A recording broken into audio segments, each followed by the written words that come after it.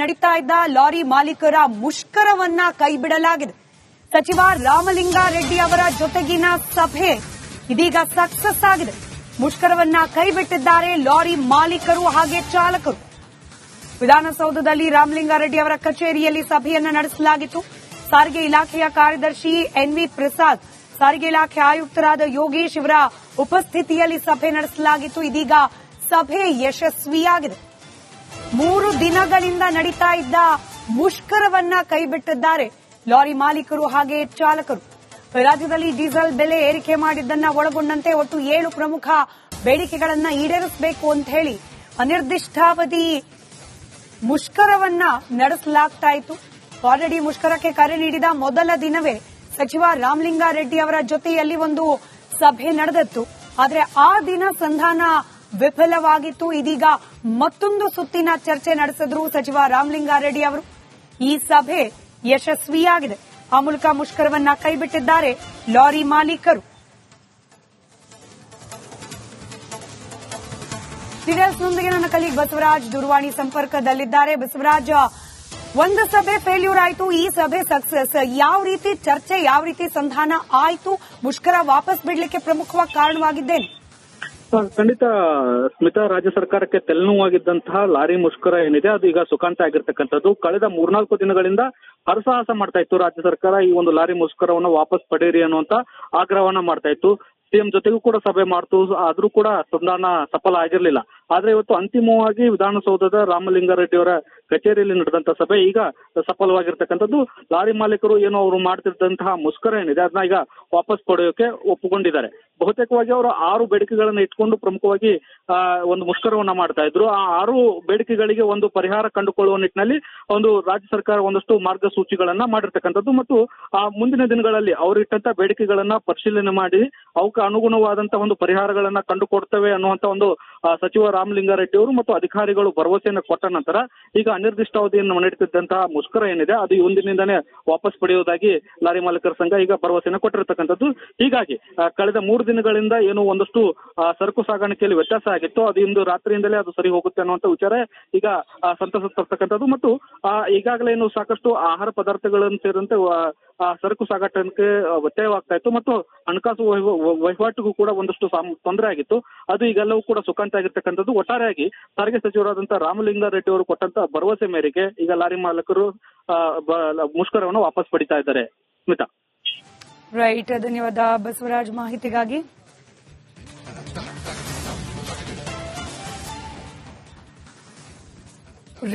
ನಡೀತಾ ಇದ್ದ ಲಾರಿ ಮಾಲೀಕರ ಮುಷ್ಕರವನ್ನ ಕೈಬಿಡಲಾಗಿದೆ. ಸಚಿವ ರಾಮಲಿಂಗಾರೆಡ್ಡಿ ಅವರ ಜೊತೆಗಿನ ಸಭೆ ಇದೀಗ ಸಕ್ಸಸ್ ಆಗಿದೆ. ಮುಷ್ಕರವನ್ನ ಕೈಬಿಟ್ಟಿದ್ದಾರೆ ಲಾರಿ ಮಾಲೀಕರು ಹಾಗೆ ಚಾಲಕರು. ವಿಧಾನಸೌಧದಲ್ಲಿ ರಾಮಲಿಂಗಾರೆಡ್ಡಿ ಅವರ ಕಚೇರಿಯಲ್ಲಿ ಸಭೆಯನ್ನ ನಡೆಸಲಾಗಿತ್ತು. ಸಾರಿಗೆ ಇಲಾಖೆಯ ಕಾರ್ಯದರ್ಶಿ ಎನ್ವಿ ಪ್ರಸಾದ್, ಸಾರಿಗೆ ಇಲಾಖೆ ಆಯುಕ್ತರಾದ ಯೋಗೇಶ್ ಇವರ ಉಪಸ್ಥಿತಿಯಲ್ಲಿ ಸಭೆ ನಡೆಸಲಾಗಿತ್ತು. ಇದೀಗ ಸಭೆ ಯಶಸ್ವಿಯಾಗಿದೆ. 3 ದಿನಗಳಿಂದ ನಡೀತಾ ಇದ್ದ ಮುಷ್ಕರವನ್ನ ಕೈಬಿಟ್ಟಿದ್ದಾರೆ ಲಾರಿ ಮಾಲೀಕರು ಹಾಗೆ ಚಾಲಕರು. ರಾಜ್ಯದಲ್ಲಿ ಡೀಸೆಲ್ ಬೆಲೆ ಏರಿಕೆ ಮಾಡಿದ್ದನ್ನ ಒಳಗೊಂಡಂತೆ ಒಟ್ಟು 7 ಪ್ರಮುಖ ಬೇಡಿಕೆಗಳನ್ನ ಈಡೇರಿಸಬೇಕು ಅಂತ ಹೇಳಿ ಅನಿರ್ದಿಷ್ಟಾವಧಿ ಮುಷ್ಕರವನ್ನ ನಡೆಸಲಾಗ್ತಾ ಇತ್ತು. ಆಲ್ರೆಡಿ ಮುಷ್ಕರಕ್ಕೆ ಕರೆ ನೀಡಿದ ಮೊದಲ ದಿನವೇ ಸಚಿವ ರಾಮಲಿಂಗಾರೆಡ್ಡಿ ಅವರ ಜೊತೆಯಲ್ಲಿ ಒಂದು ಸಭೆ ನಡೆದಿತ್ತು. ಆದರೆ ಆ ದಿನ ಸಂಧಾನ ವಿಫಲವಾಗಿತ್ತು. ಇದೀಗ ಮತ್ತೊಂದು ಸುತ್ತಿನ ಚರ್ಚೆ ನಡೆಸಿದ್ರು ಸಚಿವ ರಾಮಲಿಂಗಾರೆಡ್ಡಿ ಅವರು. ಈ ಸಭೆ ಯಶಸ್ವಿಯಾಗಿದೆ. ಆ ಮೂಲಕ ಮುಷ್ಕರವನ್ನ ಕೈಬಿಟ್ಟಿದ್ದಾರೆ ಲಾರಿ ಮಾಲೀಕರು. ಡೀಟೇಲ್ಸ್ನೊಂದಿಗೆ ನನ್ನ ಕಲೀಗ್ ಬಸವರಾಜ್ ದೂರವಾಣಿ ಸಂಪರ್ಕದಲ್ಲಿದ್ದಾರೆ. ಬಸವರಾಜ್, ಒಂದು ಸಭೆ ಫೇಲ್ಯೂರ್ ಆಯಿತು, ಈ ಸಭೆ ಸಕ್ಸಸ್. ಯಾವ ರೀತಿ ಚರ್ಚೆ, ಯಾವ ರೀತಿ ಸಂಧಾನ ಆಯಿತು? ಮುಷ್ಕರ ವಾಪಸ್ ಬಿಡಲಿಕ್ಕೆ ಪ್ರಮುಖವಾಗಿ ಕಾರಣವಾಗಿದ್ದೇನೆ? ಖಂಡಿತ ಸ್ಮಿತಾ, ರಾಜ್ಯ ಸರ್ಕಾರಕ್ಕೆ ತಲೆನೋವಾಗಿದ್ದಂತಹ ಲಾರಿ ಮುಷ್ಕರ ಏನಿದೆ ಅದು ಈಗ ಸುಖಾಂತ ಆಗಿರ್ತಕ್ಕಂಥದ್ದು. ಕಳೆದ 3-4 ದಿನಗಳಿಂದ ಹರಸಾಹಸ ಮಾಡ್ತಾ ಇತ್ತು ರಾಜ್ಯ ಸರ್ಕಾರ. ಈ ಒಂದು ಲಾರಿ ಮುಷ್ಕರವನ್ನ ವಾಪಸ್ ಪಡೆಯಿರಿ ಅನ್ನುವಂತ ಆಗ್ರಹವನ್ನ ಮಾಡ್ತಾ ಇತ್ತು. ಸಿಎಂ ಜೊತೆಗೂ ಕೂಡ ಸಭೆ ಮಾಡ್ತು, ಆದ್ರೂ ಕೂಡ ಸಂಧಾನ ಸಫಲ ಆಗಿರ್ಲಿಲ್ಲ. ಆದ್ರೆ ಇವತ್ತು ಅಂತಿಮವಾಗಿ ವಿಧಾನಸೌಧದ ರಾಮಲಿಂಗಾರೆಡ್ಡಿ ಅವರ ಕಚೇರಿಯಲ್ಲಿ ನಡೆದಂತ ಸಭೆ ಈಗ ಸಫಲವಾಗಿರ್ತಕ್ಕಂಥದ್ದು. ಲಾರಿ ಮಾಲೀಕರು ಏನು ಅವರು ಮಾಡ್ತಿದ್ದಂತಹ ಮುಷ್ಕರ ಏನಿದೆ ಅದನ್ನ ಈಗ ವಾಪಸ್ ಪಡೆಯೋಕೆ ಒಪ್ಪಿಕೊಂಡಿದ್ದಾರೆ. ಬಹುತೇಕವಾಗಿ ಅವರು 6 ಬೇಡಿಕೆಗಳನ್ನ ಇಟ್ಕೊಂಡು ಪ್ರಮುಖವಾಗಿ ಒಂದು ಮುಷ್ಕರವನ್ನ ಮಾಡ್ತಾ ಇದ್ರು. ಆ 6 ಬೇಡಿಕೆಗಳಿಗೆ ಒಂದು ಪರಿಹಾರ ಕಂಡುಕೊಳ್ಳುವ ನಿಟ್ಟಿನಲ್ಲಿ ಒಂದು ರಾಜ್ಯ ಸರ್ಕಾರ ಒಂದಷ್ಟು ಮಾರ್ಗಸೂಚಿಗಳನ್ನ ಮಾಡಿರ್ತಕ್ಕಂಥದ್ದು ಮತ್ತು ಮುಂದಿನ ದಿನಗಳಲ್ಲಿ ಅವರು ಇಟ್ಟಂತ ಬೇಡಿಕೆಗಳನ್ನ ಪರಿಶೀಲನೆ ಮಾಡಿ ಅವಕ್ಕೆ ಅನುಗುಣವಾದಂತಹ ಒಂದು ಪರಿಹಾರಗಳನ್ನ ಕಂಡುಕೊಡ್ತೇವೆ ಅನ್ನುವಂತ ಒಂದು ಸಚಿವ ರಾಮಲಿಂಗಾರೆಡ್ಡಿ ಅವರು ಮತ್ತು ಅಧಿಕಾರಿಗಳು ಭರವಸೆಯನ್ನು ಕೊಟ್ಟ ನಂತರ ಈಗ ಅನಿರ್ದಿಷ್ಟಾವಧಿಯನ್ನು ನಡೆಯುತ್ತಿದ್ದಂತಹ ಮುಷ್ಕರ ಏನಿದೆ ಅದು ಇಂದಿನಿಂದನೇ ವಾಪಸ್ ಪಡೆಯುವುದಾಗಿ ಲಾರಿ ಮಾಲೀಕರ ಸಂಘ ಈಗ ಭರವಸೆಯನ್ನು ಕೊಟ್ಟಿರ್ತಕ್ಕಂಥದ್ದು. ಹೀಗಾಗಿ ಕಳೆದ 3 ದಿನಗಳಿಂದ ಏನು ಒಂದಷ್ಟು ಸರಕು ಸಾಗಾಣಿಕೆಯಲ್ಲಿ ವ್ಯತ್ಯಾಸ ಆಗಿತ್ತು, ಅದು ಇಂದು ರಾತ್ರಿಯಿಂದಲೇ ಅದು ಸರಿ ಹೋಗುತ್ತೆ ಅನ್ನುವಂತ ವಿಚಾರ ಈಗ ಸಂತಸ ತರ್ತಕ್ಕಂಥದ್ದು ಮತ್ತು ಈಗಾಗಲೇ ಏನು ಸಾಕಷ್ಟು ಆಹಾರ ಪದಾರ್ಥಗಳನ್ನು ಸೇರಿದಂತೆ ಸರಕು ಸಾಗಾಟಕ್ಕೆ ವ್ಯತ್ಯಯವಾಗ್ತಾ ಇತ್ತು ಮತ್ತು ಹಣಕಾಸು ವಹಿವಾಟಿಗೂ ಕೂಡ ಒಂದಷ್ಟು ತೊಂದರೆ ಆಗಿತ್ತು. ಅದು ಈಗೆಲ್ಲವೂ ಕೂಡ ಸುಖಾಂತ ಆಗಿರ್ತಕ್ಕಂಥದ್ದು. ಒಟ್ಟಾರೆಯಾಗಿ ಸಾರಿಗೆ ಸಚಿವರಾದಂತಹ ರಾಮಲಿಂಗಾರೆಡ್ಡಿ ಅವರು ಕೊಟ್ಟಂತ ಭರವಸೆ ಮೇರೆಗೆ ಈಗ ಲಾರಿ ಮಾಲೀಕರು ಮುಷ್ಕರವನ್ನು ವಾಪಸ್ ಪಡಿತಾ ಇದ್ದಾರೆ. ಸ್ಮಿತಾ. ರೈಟ್, ಧನ್ಯವಾದ ಬಸವರಾಜ್ ಮಾಹಿತಿಗಾಗಿ.